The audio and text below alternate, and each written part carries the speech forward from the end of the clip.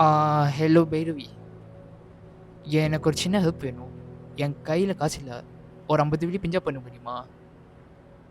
டேய் என்கிட்ட சுத்தமா காசு இல்லடா. மாசம் கழிச்சு வேற. நீ வேற யாராச்சும் கேட்டுக்கோயேன்.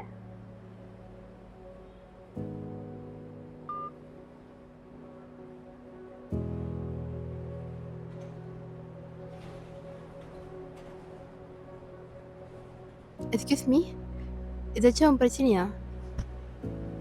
இல்லை, ஒன்றும் இல்லை. இல்லை பரவாயில்ல, சொல்லுங்க. ஏதாச்சும் பிரச்சனை இருந்தா சொல்லுங்க. இல்லை, எங்கள் அப்பா ஹாஸ்பிட்டலில் இருக்காரு. என் கையில் சுத்தமாக காசு இல்லை. உங்களால் முடிஞ்ச உதவி ஏதாச்சும் பண்ண முடியுமா? ஐயோ, இப்போ கொடுக்குற அளவுக்கு எனக்கு காசு பத்தல. ஆனா அங்க ஒரு நம்பர் இருக்கு பாத்தீங்களா? அங்க அவரை கால் பண்ணுங்க. அவரு நிறைய ஃப்ரீ சர்வீஸ் பண்ணுவாரு. கிராப் வந்துருச்சு, நான் முதல்ல கிளம்புறேன். நீங்க worry பண்ணிக்காதீங்க, எல்லாமே நல்லதாவே நடக்கட்டும். ஓகே பாய்.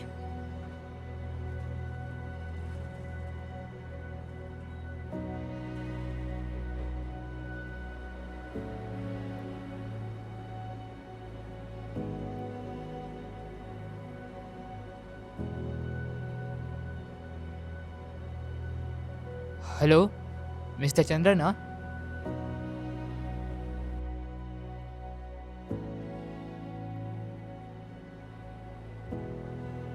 போலாமா ப்ரோ? ப்ரோ, நீங்கள் தான் சந்திரனா? ஆமாம் ப்ரோ, ஏறுங்க.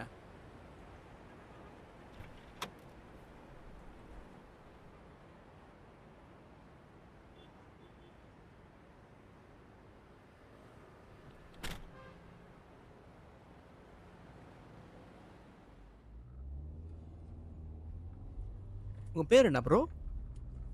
அசீம் ப்ரோ. ஓகே. ஃபேமிலி மெம்பர்ஸா ப்ரோ? புரியல ப்ரோ. ஃபேமிலி மெம்பர்ஸ் ஹாஸ்பிட்டலில் இருக்காங்களா? ஓ, அப்பா ப்ரோ. ஓகே ஓகே ஓகே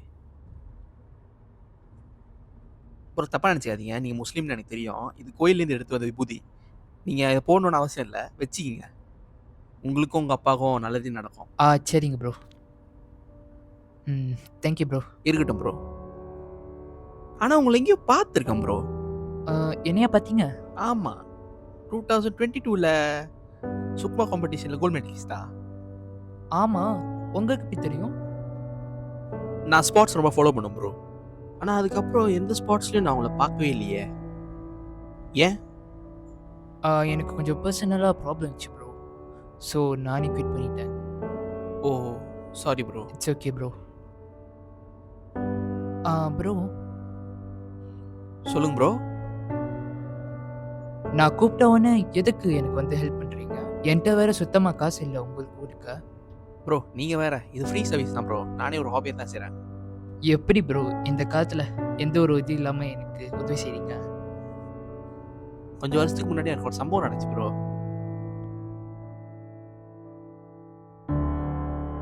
அதே 2022 ஒரு காரில் கையில் தூக்க மாத்திரையோட சூசைட் பண்ணிக்கலான்னு முடிவு பண்ணேன். ரீசன் ஏன்னா, இந்த சொசைட்டி நான் ஒரு ஃபெயிலியர்னு நம்ப வச்சிருச்சு.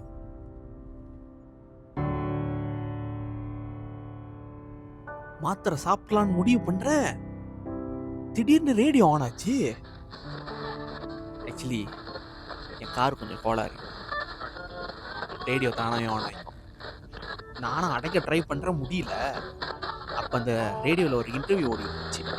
அந்த இன்டர்வியூ தான் என் லைஃபே மாற்றிருச்சு. சொல்லுங்க, எப்படி இந்த டைட்டில் இவ்வளோ தடங்கள் இருந்தோம் உங்களால் வின் பண்ண முடிஞ்சு? நான் இந்த டைட்டில் ஈஸியாக வின் பண்ணல. என்னை சுற்றி ரொம்ப பேர் என்னை ரொம்ப கேவலமாக பார்த்தாங்க. அப்போ தான் எங்கள் அப்பா ஒரு விஷயம் சொன்னார். என்றைக்குமே மற்றவங்க சொல்கிறத நீ கேட்டுக்காத, நீ யாருன்னு நீ நம்பு, இந்த உலகத்துக்கு நீ யாருன்னு நீ காமி. அவர் சொன்ன அன்றைக்கி வார்த்தை மைண்டில் வச்சுக்கிட்டு இன்றைக்கி உங்கள் முன்னாடி பேசிக்கிட்டு இருக்கேன்.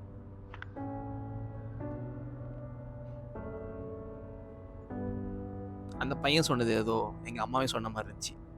சூசைட் பண்ணிக்கலாம் போன என்ன கொஞ்ச நேரத்தில் எங்கள் அம்மாவை பற்றி யோசிக்க வச்சுட்டான்.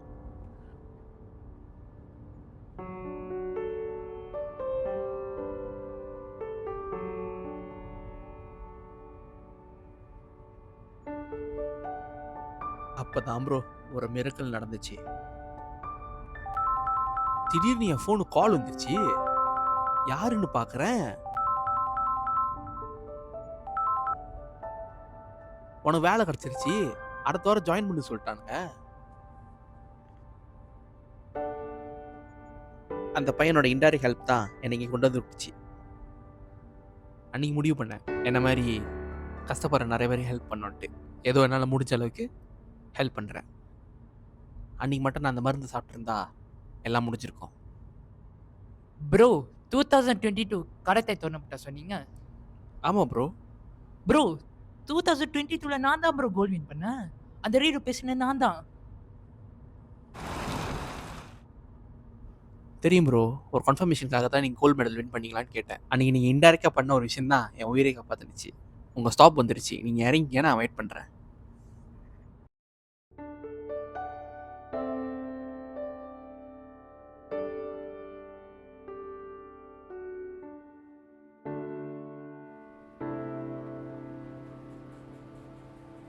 அன்றைக்கி நீங்கள் இன்டைரக்டாக பண்ண ஒரு விஷயம் தான் என் உயிரை காப்பாற்றுனுச்சு.